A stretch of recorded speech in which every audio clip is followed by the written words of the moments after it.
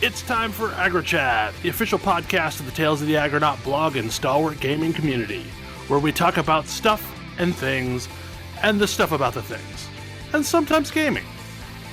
I'm Belghast, and let's start the show. Hey folks, it's that time again. Time for another episode of AggroChat. This is episode 397. Tonight I'm joined by Ammo. Hello. Ashgar. After 10,000 years. Grace. Hi. Sick Kodra. I'm finally free. Tam. Hello. And Thalen. Happy awful summer heat to those who are celebrating. Hey, I'm in the middle of a break right now. I am basking in the only 80-degree days. We had 3 weeks of over 100. Yeah. We did laundry during the day. Bad times. Yeah, so Kodra has replaced me as being the sick one, so I am sorry, Kodra. I feel much better than I sound. Yep. It's funny how that's always a phase. Oh, yeah. You sound worse, but you feel better. So we had some topics that got bumped last week, so we're going to start in on those. Tam, I think you're the only one of us who has a Steam Deck. Is that correct? I mean, I don't know, but I assume yes. I'm on the wait list. I mean, good news. Like, since last week and this week, Valve announced that their Steam Deck wait list is accelerated, and anybody who was on it already is going to get one by the end of the year. So I guess they've figured out their supply chain issues. Well, that's good. They seemingly have made a number of changes to the designs from the first ones that went out to the newer ones, and shockingly, it sounds like a lot of them are improvements. So, go Valve. Yeah, I mean, the only thing that I read about or heard or anything was that some of the ones that were released right in the like window that I got mine had some kind of weird screen bubbling issue where there was air bubbles in the laminate. Ugh. And not really, it's like not even really noticeable when you're playing it, but like noticeable when you turn it off. Yeah. And evidently the preventative measure is expose the screen to UV light for like 10 minutes before turning it on. So something didn't bond correctly. Yeah, it's like, hey, maybe they were building them so fast. And like, again, is that actually a thing? I don't know. Was it even slightly an inconvenience for me to expose the system to UV light for 10 minutes? Also no. So whatever. There's plenty of that to go around right now. Yeah. There is. Turns out I was just like, whatever, sure. I'll do this while I, refill my glass of water or whatever, and now we're good. The thing that I'm amped about is the sheer number of replacement parts that are available for it. So, like, if you don't want sticks that are the, potentiometer sticks that have drifting problems occasionally, you can just get Hall Effect sticks and pop them right in, and life is good. Yeah, it's good. Like, I was interested in this thing more out of curiosity than anything else. Like, I actually seriously considered some time ago I was considering like canceling my pre-order. I was like, well, I'll just let it ride and see. And this thing is awesome. It is rapidly become a mainstay device that I use, which is kind of a crowded space because I mostly have what I need in my other devices. It's just like this happens to fit perfectly a niche in my life. Being able to play my PC games, and especially PC games that I would want to play with a controller on the go or on the couch or in bed, is awesome. And it's just a good piece of hardware. It's more comfortable to hold than the Switch. All of the buttons and inputs are responsive and feel good. The screen is fantastic. I mean, the battery life is terrible, but I'm not that concerned about it. Like, it's kind of to be expected. Yeah. Also, battery packs exist for a reason. Right. Like, it charges via USB-C, so it wouldn't even be that hard for me to just like get an Anchor battery and I mean, Granted. to be fair, like my Switch has shit battery life too, if I'm actually using it. So Mhm. Yeah. It is heavier than a Switch, but feels lighter, which I find really interesting. it could just be because you've got a better grip on it. Yeah, like just the structure of it. You look at it and you're like, wow, that's a big device. And you go to pick it up and you're like, oh, this is actually really comfortable to hold. So yeah, like this thing is cool. And I think Steam, it is definitely Valve learning from their last few hardware outings in a big way. Like there are echoes of the Steam controller in here, but they're well thought out echoes of it. Well, and what's interesting though is like honestly, like being completely objective, the Steam controller wasn't a bad controller. It was a weird controller. It wasn't a bad controller. I think the Steam controller was a The Steam technological Link. marvel. Steam Link was also not a bad device. Like if you had a need for it. The controller, I'm not going to be that kind toward. It was technologically, it was very impressive, and it was terrible to use. It wasn't great to use, but the tech was incredible on it, and the tech is all here in various forms. We have come a long way from the Rumble Pack, and honestly, until the Switch, I mostly felt like use of haptics in game controllers was pretty uninspired. I got to be honest, like it wasn't until the PS5 that I cared about Rumble. Like Right. I had not experienced a controller that like made me not want to turn off Rumble. Yeah, Because I just thought, oh, vibrating my hands is not a value add to this proposition. Yeah. And the Steam Deck does not have Rumble in the sense that you're thinking of, but it does have haptics.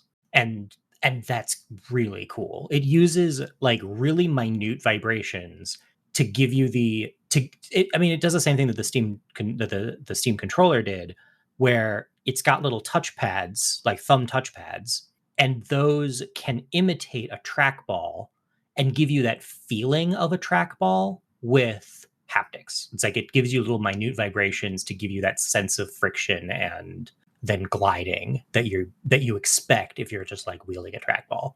And there's just a bunch of other great useful little things, having it, if I'm scrolling around menus, having it just like, vibrate just enough that there's a sort of tactile sensation if I'm mousing over an interactable button or text field or whatever. It just feels good. I've put hours into this thing. Like I fully expected it to be kind of a cute novelty, and had kind of bookmarked the money for it, expecting it to kind of go the way of the Valve Index, where it's like, this is really cool and it's doing some really interesting things, but I don't use it that much. With the vague feeling that maybe at some point I pass it down to my kid, and now I'm like, this thing is great. My kid wants one, to get their own one. What I find interesting about this, and this is an interesting direction, is like most of the time when somebody like goes and travels, they'll bring like a tablet or maybe a laptop if they need to do anything serious.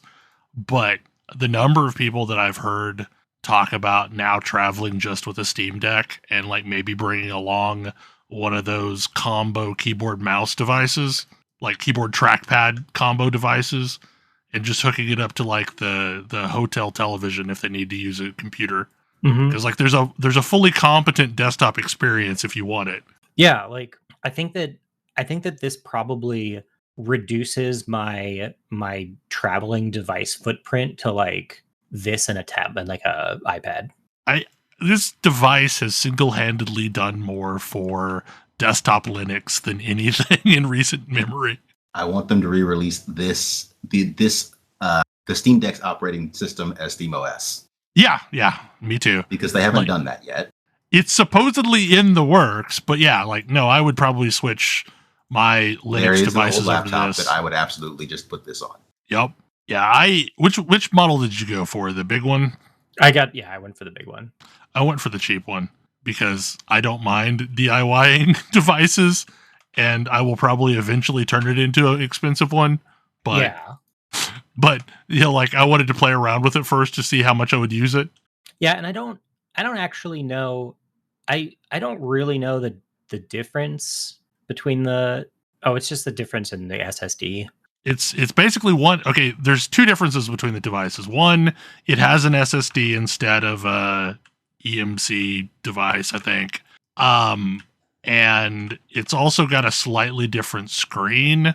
The main thing on the screen being it has like anti-glare screen coating. So that you can apparently get the same effect by just putting an anti-glare screen protector on your device. Yeah, I went back and forth on that one. I actually hate those anti-glare screen protector things. Which is why that was the thing that bumped me up to that one, was like I actually really love that type of glass. And I fully admit that this is me being taken for a ride, because DIYing that is a lot less expensive. Yeah, you basically like save $150 if you DIY upgrade it. And I'm like, you know what? That's worth it to me, especially since I can play with it. And supposedly it loads games extremely quickly off of an SD card. Oh, it's fast. Yes, I did I did have a spare terabyte SD card and I stuck it in there, and it's quick. Yeah, like they purposefully did something to optimize that, because I've heard it's negligible difference between the SSD. Yeah, it loads games faster than my desktop PC does in some cases. I think the interesting thing about this is it's basically making every game have to have good controller support. Like if you want to be able to say you work well on the Steam Deck. The standards for things that work well on this, like the standard to have it say this works great on deck, is high. Honestly, like higher than I think is reasonable. if I'm honest, like I'd say probably half the games I play on it, when I went to install it, it threw a warning of some kind. Like Ikaruga, I put on this thing, and it was like, I don't know, this might not work well on the deck. And I'm like, are you kidding me? It works perfectly fine. I'm guessing no one is actually around to update Ikaruga at this point. Probably not. So no one was able to certify it for compatibility. Is Treasure still a thing? I think they technically still exist or something, but like, no. Functionally, no. It makes me really sad that I picked up Hades on the Epic Game Store. Oh, like I will give them more money. I don't know what you're talking about. It's not that I mind giving them more money. It's that I can't transfer my save. I think you can actually. Can. Yeah, like it's a manual process, but I think you can transfer your saves to the Steam copy. Nice. It's just like copying them between two directories, I think. Because yes, I'll give them some money. Like I'm deeply unconcerned about that. I'm guessing Path of Exile plays very well on the Steam Deck. Path of Exile is great on this thing. I mean, and it threw like 7 warnings, like, text might be small. Like, yeah, I mean, it is, but it's not like unreadably small. Yeah, I'm hoping that I get my email before too much longer. I was really late getting in on my pre-order because like I went back and forth about it for a long time. Yeah, I hesitated a little bit, and that was enough to put me in like 3/4 in. What really did it for me was just seeing the sheer number of feature updates they were releasing in such a rapid fashion. Because like clearly this is not like some of Valve's other forays. They really care about this one succeeding. I don't blame them. This thing is great. Like if Microsoft or Sony put out a handheld, like, I mean, I don't have to go if. This thing works better than most Sony handhelds. The Vita was great. The Vita was great. I loved the Vita. This is better. And if you really want, like, if you don't mind streaming, you can put the xCloud client and the PlayStation Plus client on it as well, and stream Sony games to it and play Xbox games on it. Yeah, the level of hackery. Recently repicked up Hacker's Memory for the Switch, so I wouldn't have to, dig out my Vita to play that game. Yeah, the level of hackery that is actually possible on this thing is astounding. I mean, some of it will cross your eyes. Like, I mean, trying to get, Final Fantasy 14 running on it takes some effort. I mean, there are videos of people putting Star Citizen on it, which I have done this. Why? Because I was curious that I didn't have anything else to do while I was waiting for the patch. It's not good. I'm not gonna. It doesn't run well, but it does run. It is technically a thing you can do. It's unhappy about its lot in life. Like, nobody is happy about the situation, but it will go. But yeah, I've been surprised at how much I like this piece of hardware, and I suspect I will be putting a lot more use into it.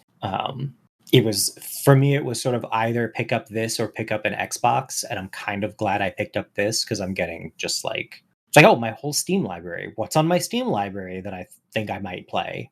Just pick up my backlog. Also, well, we talked about xCloud a lot, and xCloud, what is it? What do they even call this thing now? Games Pass. Oh yeah, Games Pass. We talk about Games Pass a lot. That's also available for PC now for pretty much everything you'd want.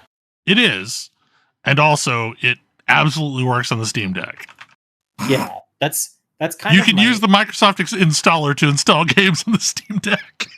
That feels dirty somehow.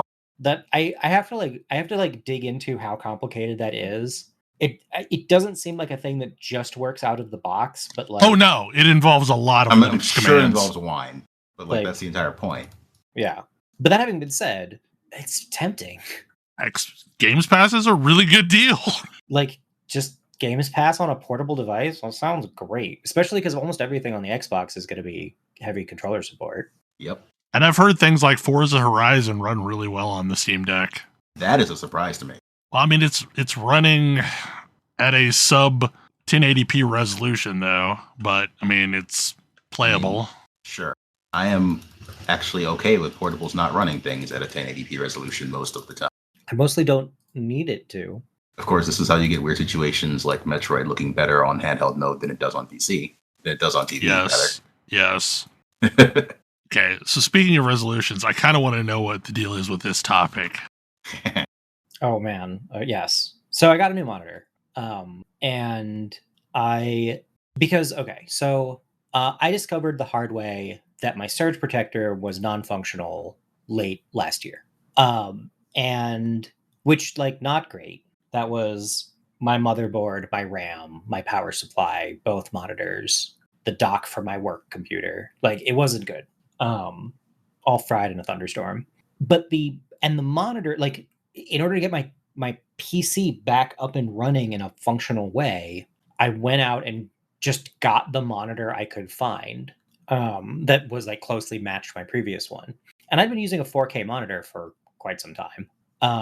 And so when I looked, I was like, okay, I'm going to get an actual, like, I'm going to get a more functional gaming monitor, one that doesn't have like weird color shifting nonsense going on and is actually made for gaming and etc. And so I went looking at like what is everybody recommending for gaming monitors right now, and everybody's on 1440p. Like, we've reverted, and it's no longer 60 hertz 4K monitors. It's like 120 or higher. Yeah, it's like 120 to 160 hertz 1440p monitors, which makes some amount of sense. You get smoother. It's like you get smoother frame rates at the higher refresh rate, and your graphics card doesn't have to work so hard for each frame, so you just get better performance. I've been impressed at how much better it runs everything, and how much I don't really notice that it's a lower resolution. And in fact, I fight with game UI way less because it just works and isn't tiny. Like, I had forgotten how many annoying little things there were about a 4K monitor. And it's pretty impressive. It's faster. It runs almost everything that I play way better. I get a solid 70 frames per second in Star Citizen, which is that's unreal. Impressive. Oh god, it's incredible. And I literally don't have any other game that taxes my computer that much, so everything else just runs fine. But imagine MMOs still slow down in very crowded areas, since that's mostly not a GPU thing. It sorta. I mean, the thing is at this point my computer is screaming fast. All right, you had to replace a lot of things. Because I had to replace a lot of things. And when I had to replace a lot of things, my choices were spend way too much for the mid to low tier stuff, or spend the same amount for the high tier stuff. Yep, exactly. I remember this. I had this problem last year. Oh yeah, it was. Yeah. So I've got a really fast CPU, a frankly obscene amount of RAM at this point, because the RAM that I could find was paired 64 gig sticks. Wow. So yeah, like there's no reason that you need 128 gigabytes of RAM on your computer. By the way, like there is not. There's just nothing you could do with it. But whatever. I can open as many browser tabs as I could ever want. I mean, that's not a true statement. I mean, you're probably not doing any of those things. Yeah. Yeah, I could have used that in grad school, but yeah, we didn't know. Yeah, I use that on the job. Yeah, like admittedly, like I work in an industry where that's de rigueur. So like, it's not usually something you need on your personal PC, right? For gaming. Yeah, I thought I was being silly when I bumped up to 64 gig. Future proofing. Sure. Yep. But yeah, I mean, things run really well, and like I do notice the faster refresh rate more than I would have expected. It's not. I'm not gonna. I don't have the same kind of breathless fawning over it that I've seen elsewhere. It's not like, it didn't cure my astigmatism, or like I now can't look at real life because it's not smooth enough or whatever. but it does look really good, and my computer gets less hot, which is also nice. That's always nice. Yay! Yeah, I would agree that like after having lived the 4K life for a while, I would probably favor 1440p high refresh, especially now that both major consoles support it. Yeah, like there's just not a good reason. Yeah, I just don't have a compelling reason to care. I do have a extremely early 90s cyberpunk aesthetic going on in my office right now.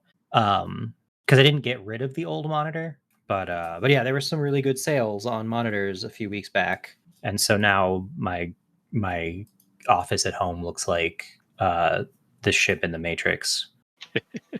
I have not, because I did not want to shell out like $1,400 for a monitor. I did not go for the ridiculous ultra wide thing.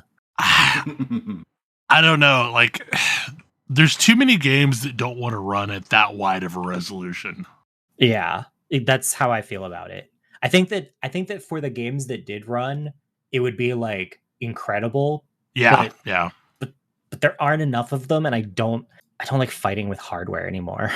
Gosh, Digimon Survive. Yeah, this game was announced in 2018, and it just released on Friday.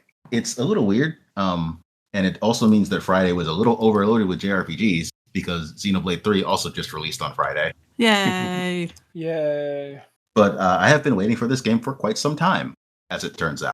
Digimon Survive is a tactical RPG that is Digimon themed, and it is also a visual novel in almost every sense. So is this the Digimon Mystery Dungeon? Digimon games are already baseline more serious than Pokemon games. Okay. So yes, but also yes. It's more Final Fantasy Tactics style, that sort of thing. You get set battles with your team, and you do things, so on and so forth. So more that, less doing like a actual roguelike. Yes.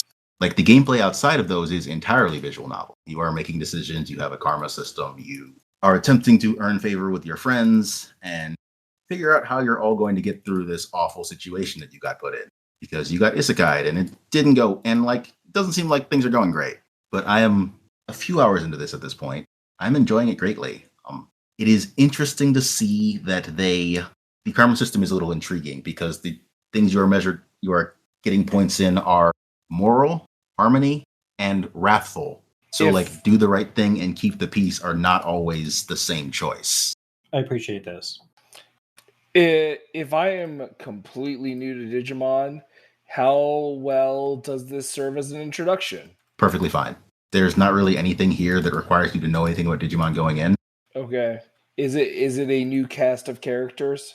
Yeah. it's almost always a new cast of characters. It's when Digimon goes in. Like the Digimon aren't new. It's the same ones repeated most of the time. Sure, but the kids. Yeah, they're all new. That said, if you're looking for an introduction to Digimon and you didn't want to go for the visual novel style of this, Digimon Stories Cyber Sleuth, great start. And very, very on sale right now.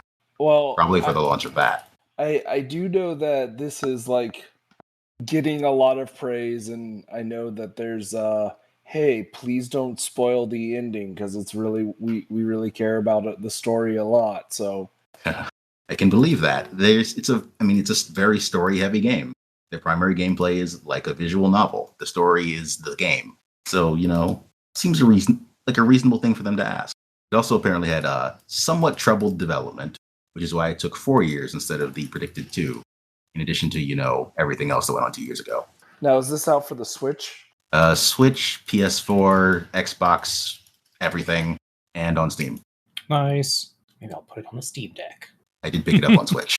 I will say that the negotiating thing makes even less sense than it does in SMT, so, take that for what you will. But hey, it's also not like you really need to engage in it.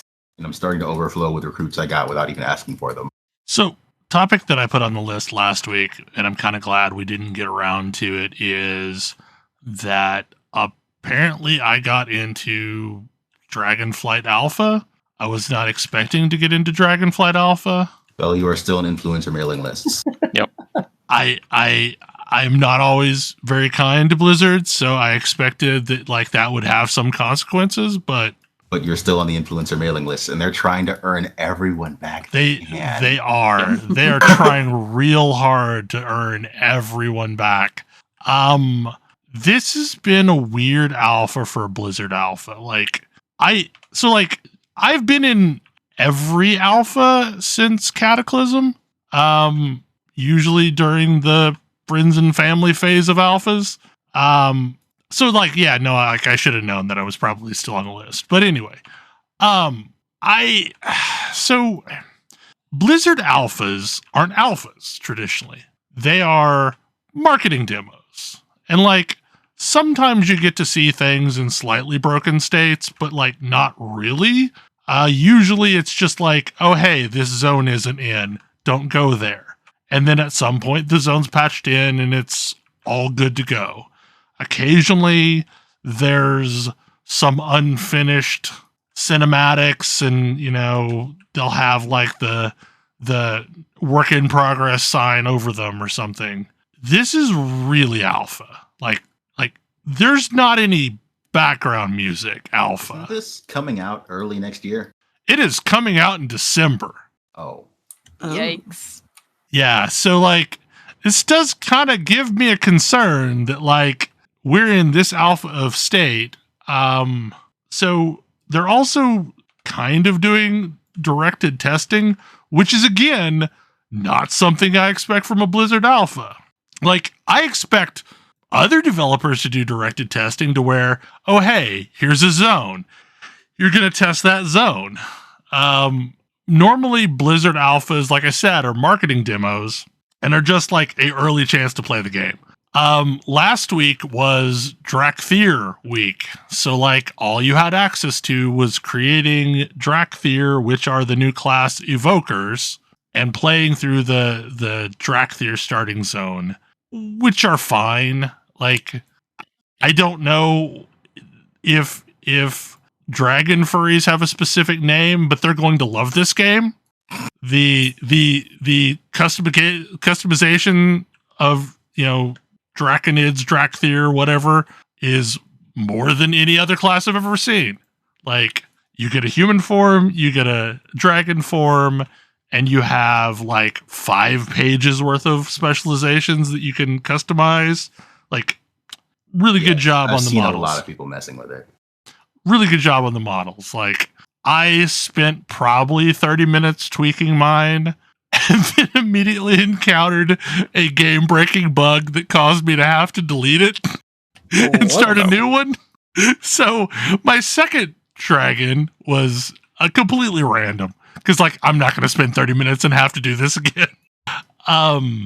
They've already nerfed the Dragonflight capability of the racial. Because so here's the thing: is like Guild Wars 2 folks, circa Path of Fire, should be real happy with themselves because all the WoW players that are playing Dragonflight Alpha love dragonflying, and it's basically just the sky scale. The sky scale. It's basically just the sky scale.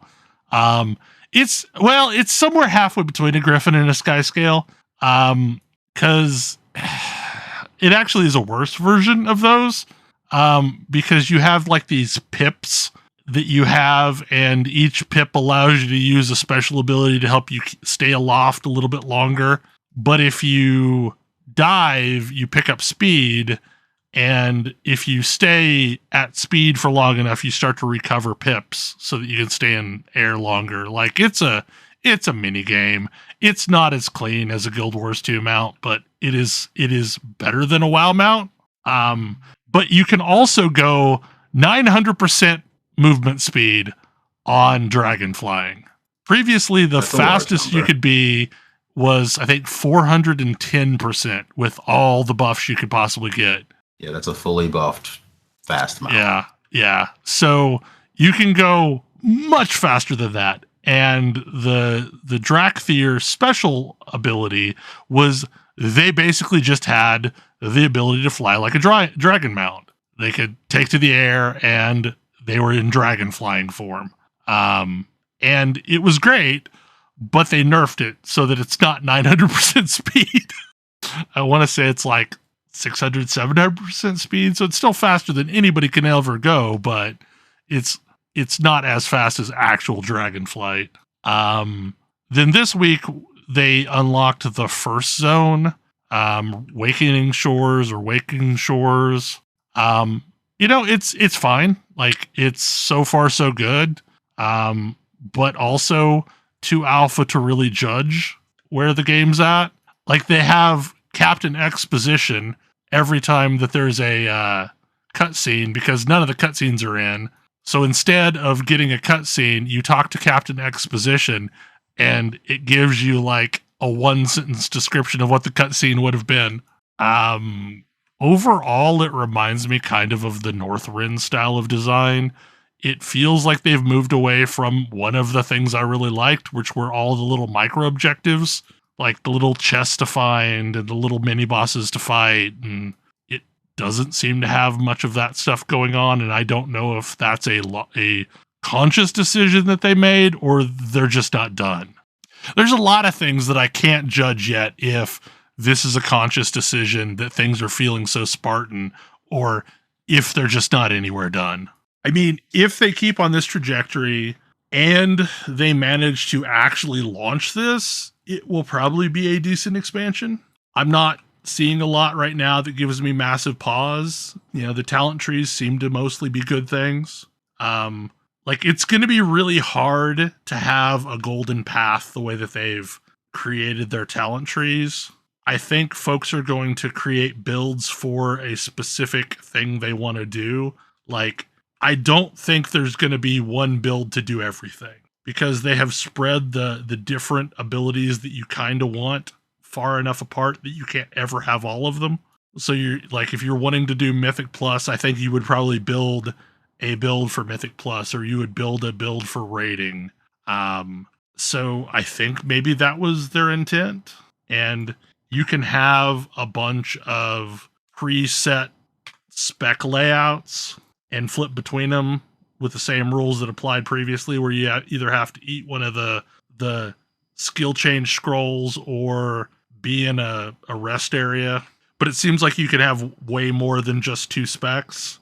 You can configure a bunch of them and flip between them. Probably the biggest thing that I think is an improvement is they've made some serious changes to their UI to where it's reasonable, or starting to get reasonable. They finally made it customizable finally. Yeah, they finally added a mono bag, so you can just have all your slots in a single bag. You can also configure sort of virtual bags to where like equipment goes into one thing and consumables goes into another thing.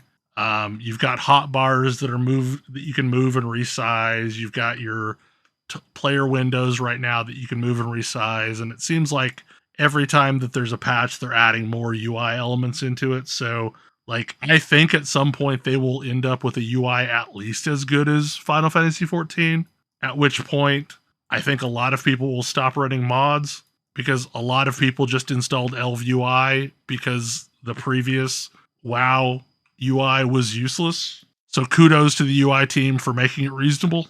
I don't know. It is interesting. Like, the thing that worries me is I have never seen a game that is this alpha 5 months from launch. Like, I'm thinking back to all the times I have alpha tested something. At this point, we were usually at least a year out, and we're supposedly 5 months out. So yeah, I am afeared of the amount of crunch that will have to happen to get this across the finish line, unless we're just looking at an old build. Like, you'd think they would want to be showing people the newest build, but I don't know. There might be stuff in it they don't want revealed yet. I don't know. Yeah, I mean, and they may have a much more like what we're getting is very specific vignettes. So like there's no way to actually start the quest for this first zone. So you have to talk to like a Tauren in Stormwind or Orgrimmar that sends you to the zone and starts the quest for you. When you finish the zone, you get a thanks for playing message with like, God, Captain Placeholder dancing in a fountain with a bunch of like monkeys jumping up around him, and that's the end of the zone. So like, I feel like they're rolling out very specific test pieces for people to work on. So hopefully there's a client that has everything working as intended out there. Yeah. Yeah.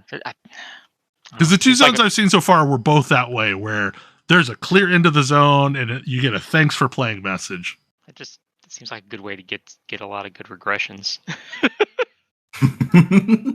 I don't know. And there's still several classes that don't have talents yet. So like, I have no clue what warriors look like now. Paladins just went in this build. Mages just went in this build. I'm sure Hunter's going to be last again. I don't know if Hunter's in or not. I haven't tried one.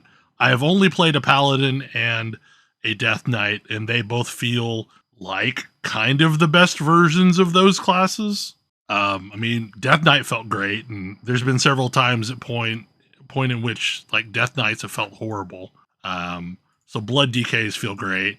You could be a Blood DK with Icy Talons, which is not a thing that you would think you could do, but they've basically split up everybody's trees into one that is spec specific and one that has general traits, but like they kind of took half the things that you liked from your spec specific trees and put them in the general talent tree so that you can do weird combo builds that have things like, so I imagine, not that I've seen it yet, but I fully expect that Deep Wounds will be in the general warrior tree. So once again, you can build a tank build that has Deep Wounds, which is a thing that warriors loved for years, which was just not a thing that you could do once they went to the simplified talent tree. Like I think they're on the right track. I wish them luck. They need a lot of it, and hopefully a lot of things to go smoothly for them to get across the finish line. Okay, Ash, fighting game where you can literally dunk on your opponent. What are we talking about here? So this past week. Oh, I know what we're talking about. Yeah, it sounds like Multiversus, right? Multiversus entered its open beta. Uh-huh. I forgot LeBron James is now in Multiversus. And yes, LeBron James is in Multiversus. Yeah, he's a Warner Brothers character, didn't you hear? I mean, he was in Space Jam. Yep. That game is so weird. Yes. Accurate. Like, I would have bet against Smash becoming a genre, but here we are. Sort of been a genre for a little while, but the games were not that popular. I just mean you can play as Steven and Garnet. That's all that matters. I'm thinking about N64 era me. Sure. Seeing Smash for the first time and being like, okay, that's cute, but how big is this really going to get? I mean, even Smash itself is like a celebration of characters across a bunch of different things now. Yeah. Cloud and Sora are in Smash alongside Sonic and Pac-Man. Mm-hmm. Yeah. But yeah, But yeah, I- Multiversus. I have to admit to be tempted by a game where I could, play Batman and Arya Stark versus, Finn the Human and Tom and Jerry. Yeah. Well, Like, okay. so I Weird. jumped into this because I support this nonsense. It feels a lot like N64 Smash. Like, one of my problems with Smash Brothers now is that every subsequent release of Smash Brothers has been more and more tuned to people who play a lot of Smash Brothers. Mm-hmm. I don't entirely agree with that assessment, but there was a big downturn in it Brawl. But yeah, 4 attempted to be more a mix, but yeah, Ultimate is kind of closer to 4 than anything else. Yeah. But the result is that Smash has become highly technical, very fast paced. Like, if you play the N64 version versus any of the newer versions, especially most recent versions, it really has this heavy, like, it's much faster. It's much more technical. Smash 64 has, in addition to a lower frame rate, it has a million years of hits done, so it's easier to follow what's going on. Yes, and that was my experience with Multiversus. Is this is a fighting game where I can follow what's going on, like, not because it's not technical or complicated, because it is, but because it's relatively slow paced. So the reason I hadn't gotten to this originally was all of their marketing is focused toward 2v2. I don't even know if the game supports free for all.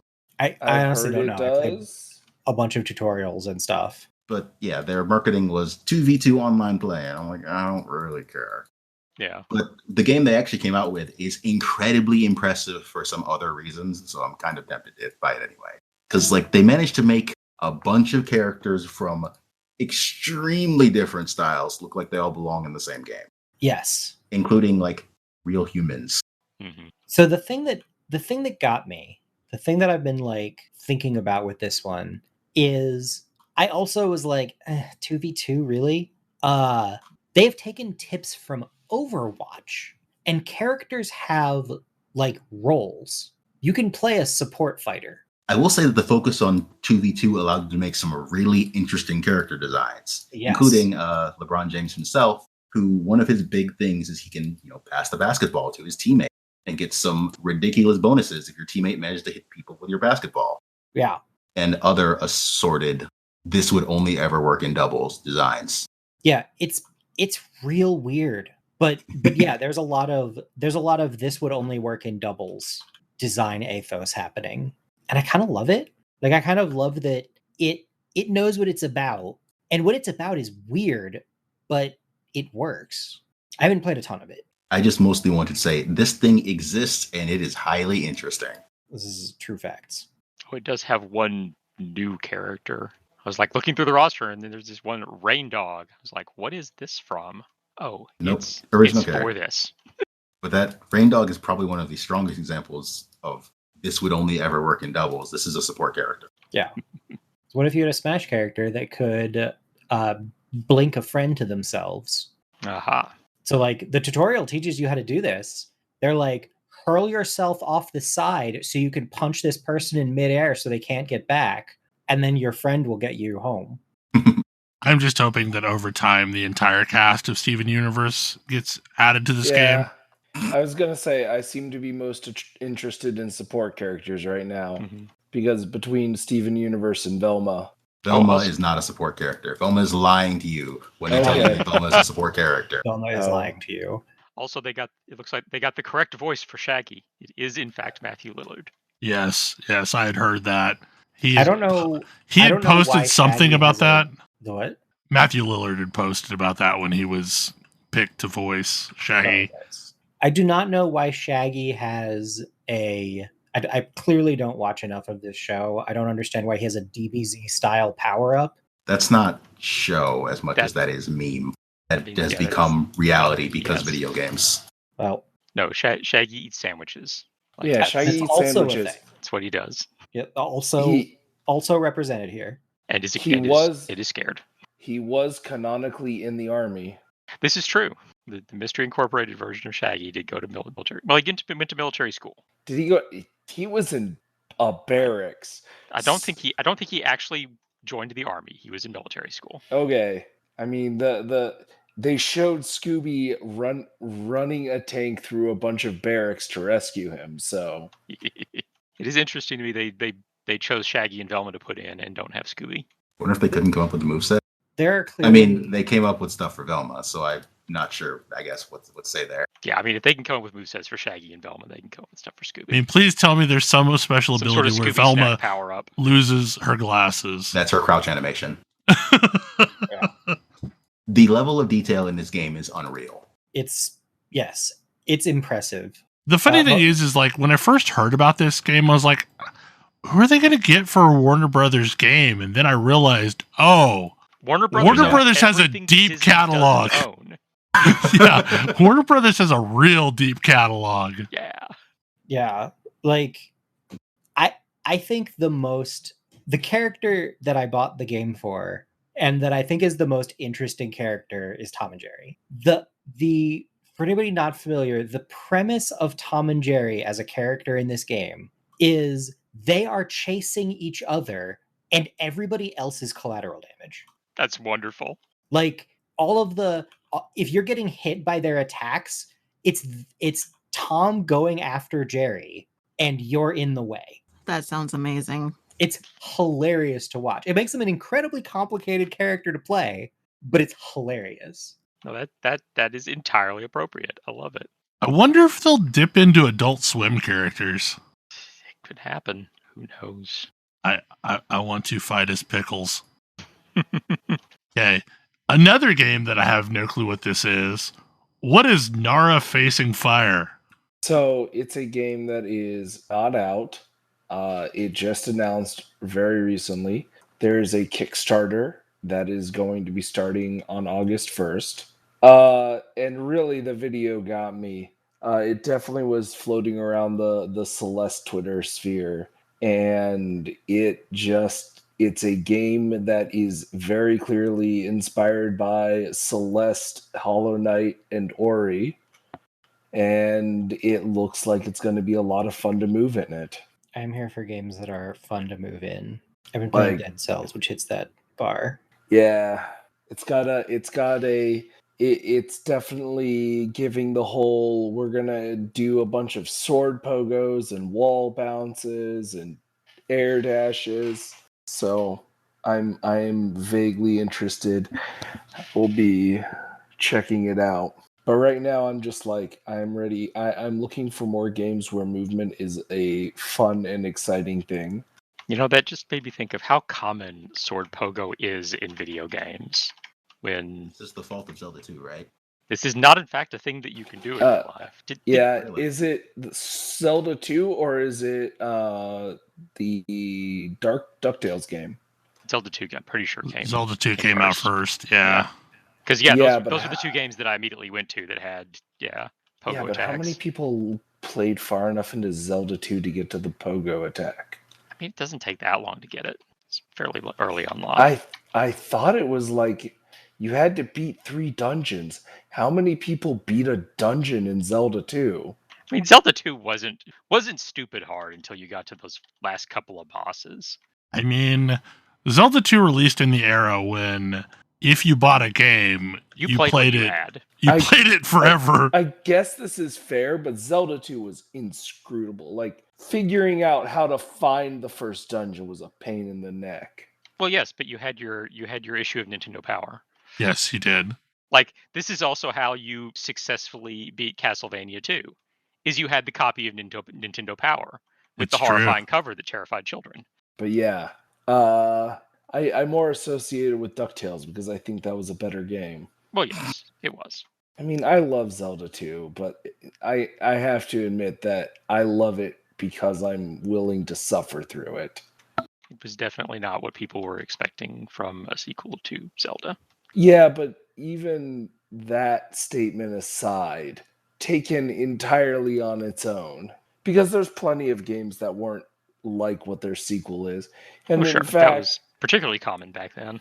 Yeah, Mario 2 was nothing like what Mario 1 was, and yes, that's because it was a different game. But what was actually Mario 2 was a terrible idea. It was. So I- I'm glad we didn't It was get mean that. and evil. Yeah, I mean, like, I like Mario 2, the version we got. Like, it was fun. Yeah. The Lost version we didn't get Levels is just not very pain. good. Lost Levels is the type of stuff people would make mods of, and it's why you don't necessarily try and sell mods. It felt more of a hobbyist tool, and as a hobbyist project, as an artifact of that, yeah, Mario 2 makes sense, just not as a commercial product. I mean, release a new level pack for your game and call it a sequel is not exactly an unheard of thing, even back then. Hmm. Yeah, this is fair. And the sequels were the release and expansion pack. All of those expansions were like, oh, now we're going to expect you to have learned all of the lessons that you didn't learn in the first game. Like I really remember this with Warcraft 2, the Dark Portal. Hmm. I beat all of Warcraft 1 or Warcraft 2, and apparently that did not teach me how to play Warcraft, because Warcraft the Dark Portal's first level just like unrepentantly ground me into the dirt. Yeah, no, they very much assumed that if you were getting the expansion to the game that you had learned everything about the original game, so they need to step up the challenge. Well, and also played, like, all the popular PUDs that were floating around on the message boards. Mm. Yes, Warcraft levels were called PUDs, for anyone that didn't know that. I did not know that. As opposed to Doom levels, which were WADs. That one I did know. Okay, so, like, this one's also been on the list for a while. Anno Mutationem. So I've been running around looking at various games. Like basically having finished Citizen Sleeper, I wanted other cool Cyberpunk story games. And I had played I'd mentioned it on the show some time back, and I played a game that was kind of this like side-scrolling RPG, like side-scrolling combination RPG shoot 'em up. And it was okay, but it had the problem of being very obviously amateurishly written by a dude in his early 20s. Aha. And I was just like, like, this is exhausting. It's just like, oh, because no one is stopping you, you can make a joke about condoms here. Great. Cool. Just a total non sequitur. And evidently somebody else on the internet agreed and made a comment about that specific game and pointed at Anno Mutationem as a game that is doing a lot of the same things and is the same like overall kind of, you know, indie feel, but is better written and just So, like, before you explain what this game is, I thought this was going to be a city builder it is not. based on the yeah. No. I also thought that too. I'm like, I don't know of this game in that series. No, confusingly, it is not. It has nothing to do with the other Anno games. It's like a anime cyberpunk. It's got a cool art style. It's got the kind of over the top characters that I want out of like an anime cyberpunk thing. But they're done in like, it's done more interestingly. It's done by people who understand the tropes and are leaning into the tropes, but are actually thinking about them. And so it's like part side-scrolling brawler, part like side-scrolling platformer, part RPG. And it's got a pretty cool art style. You know, lots of neon, obviously, but hitting that, it's a game that is using that kind of fixed 2D, 3D, Project Octopath kind of thing, or like Octopath Traveler kind of thing. And that was the other thing that got me to pick it up, but haven't played it. Like I've played probably 5-6 hours of it, but I was like, oh, I think these characters are interesting. It's got some interesting puzzles. It's got this kind of fun brawler combat. It's got a neat visual aesthetic. appears to have a bartending minigame. It's got a bartending minigame. It's got a variety of it's got a bartending minigame. It's also got like your character has a family who they get along reasonably with. And I just don't see that super often. Yeah, that's pretty out of the ordinary.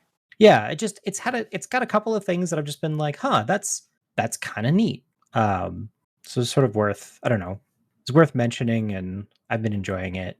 And it's just got a really like it's cool wandering around just because it does like it's got a really cool visual aesthetic. Yeah, I was looking at the trailer and the visual aesthetic looks really cool. Yeah, I do like a game that makes you like want to explore and see what places look like. I mean, that's honestly because they're pretty. Yeah, like honestly, that's what I've spent. I haven't gotten very far into it. I haven't done a whole ton of it because I have been just like wandering around looking at what it's doing visually. Like I'm wandering around the city. Oh, also, speaking of Citizen Sleeper, the episode Flux update just dropped the other day. Yes. So presumably we all need to go play that. More story, more Citizen Sleeper. It says it's around 1 to 2 additional hours, intended for late game / end game play. That is probably bordering on a show. Any other topics anybody wants to hit real quick? Sure. So SGDQ happened really recently, and I just want to give a shout out to the Ocarina of Time TAS run, which I finally got around to watching this week. It was so good. It's incredible. It definitely does a very, especially if you are a fan of Ocarina of Time, it is worth watching it. And it's very interesting because it is notably not 100% a TAS, because it's a centaur. It is part human operated, part robot operated. Wouldn't they make it a cyborg? Possibly. I know that in like chess and Go, they refer to any time where it is AI and human like collaborating. They call that centaur versions. Oh. But yes, definitely worth checking out. See, something like Push Me Pull You would make more sense to me, because the centaur doesn't have 2 brains. I don't know. I mean, Magic, it was 2-headed giant. I suppose. Etten mode. Over in Guild Wars 2, the Festival of the Four Winds starts up Tuesday and is a whole lot of fun. I think Festival of the Four Winds may be my favorite of the holiday festivals. I need to pop back in and finish episode 3 of season 1. Mm-hmm. Well, for the most accurate experience, start season 3, get to the point where it says 2 weeks later, and then wait until the Festival of the Four Winds is over, which is also the end of the Queen's Jubilee portion of it, because they basically took the Queen's Jubilee and the Four Winds celebrations and combined them into a single seasonal event, and then do the rest of episode 3. Because the first part of it takes place at the opening of the Queen's Jubilee. Yeah, I've already played through the rest that takes place piece, at the end of and the Queen's Jubilee, the closing and ceremony. I don't think I've been through other than the little opening Queen's Jubilee stuff. Mm-hmm. But yeah, also episode 3 came out. I don't think we've talked about it at all. It I feels don't a think we've had little a show shorter. since it came out. It feels a little shorter than the previous 2, but I think mostly because it didn't have the go to a zone and do adventures to fill up a bar. But it's a lot of fun, and it's the one where we finally actually meet Scarlet. So, Other than that, Belghast starts this coming week. So if that's a thing, if you've ever wanted to do a blog, or if you have an old blog that you want to dust off and make current again, that is most definitely a thing that will be happening in the greater gaming blogosphere, and also is attempting to branch out into other ones. You can blog about anything as part of Belghast. You can. Except for blogging. Blogging about blogging is a sin. Which in reality, we end up writing a bunch of blogs about blogging to get people started on blogging. Well, yes, you take on those sins so that they don't have to. Exactly, because we're mentors. Anyway, hopefully you enjoy the show, And we will see you again next week. Good night. Good night. Good night. Good night. Good night. See you.